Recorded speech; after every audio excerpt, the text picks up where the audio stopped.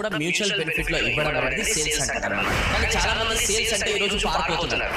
Sales అంటే కొంతమంది mind దృష్టిలో ఏముందంటే అమ్ముకోవడం అని. ఎట్లా అమ్ముకోవడం, మళ్ళీ అమ్ముకోవాలి, మళ్ళీ వాళ్ళని రిక్వెస్ట్ చేయాలి, మళ్ళీ వాళ్ళని కన్విన్స్ చేయాలి, ఇవన్నీ చేసేది చాలా టఫ్ ఉంది, ఈ ఫీల్డ్ అనేది మనకు కష్టపడు కాదు అని ఇలా కొంతమంది ఫీల్ అవుతున్నారు. బట్ ఈ రోజు నేను మీకు అలాంటి 5 స్కిల్స్ ఏవైతే ప్రతి ఒక్క సేల్స్ పర్సన్ అనేది నేర్చుకోవాల్సిన కొన్ని పాయింట్స్ అనేది నేను చెప్పబోతున్నాను అనమాట.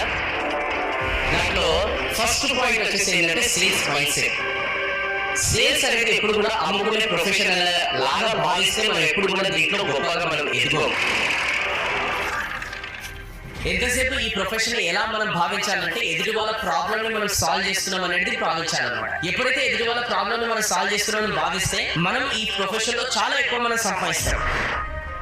అంతేగాని మనం అమ్ముకుంటున్న ప్రొఫెషన్ లో మనం ఉన్నామని భావిస్తే మనం ఎక్కువ సేల్స్ అనేది మనం చేయలేము. ఎందుకంటే మనం ఒంటరిగా ఉన్నప్పుడు మనం ఎవరితో ఎక్కువ మాట్లాడతాం, మనతోనే మాట్లాడుకుంటాం. అవసరమా, ఇప్పుడు వాళ్ళకి ఒంటరిగా ఉన్నారు, మళ్ళీ ఇప్పుడు వాళ్ళు బార్గెనింగ్ చేస్తారు, మళ్ళీ డిస్కౌంట్లు అడుగుతారు. ఇవన్నీ లోపల నుంచి వచ్చినప్పుడు ఆ పర్సన్ బెస్ట్ పర్ఫార్మెన్స్ అనేది ఇవ్వగలుగుతాడా? ఇవ్వలేడు.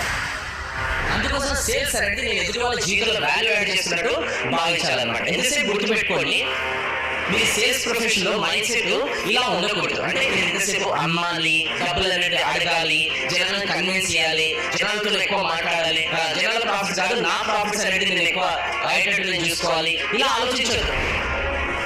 మీరు ఎంతసేపు ఏం చేయాలంటే నేను జనాలు నన్ను నమ్ముకుని వచ్చే వాళ్ళ ప్రాబ్లమ్ నేను సాల్వ్ చేయాలి, వాళ్ళ జీవితంలో వాల్యూ యాడ్ చేయాలి, వాళ్ళకి నేను కనెక్ట్ కావాలి. ఇన్స్టెడ్ ఆఫ్ నేను ఎక్కువ కన్విన్స్ చేసే బదులు నేను ఎక్కువ కనెక్ట్ కావాలి. ఇన్స్టెడ్ ఆఫ్ నేను ఎక్కువ మాట్లాడే బదులు ఎక్కువ వాళ్ళ బాధలు వినాలి. అప్పుడే నేను ఎక్కువ కరెక్ట్ సొల్యూషన్స్ నేను ఇవ్వగలుగుతాను.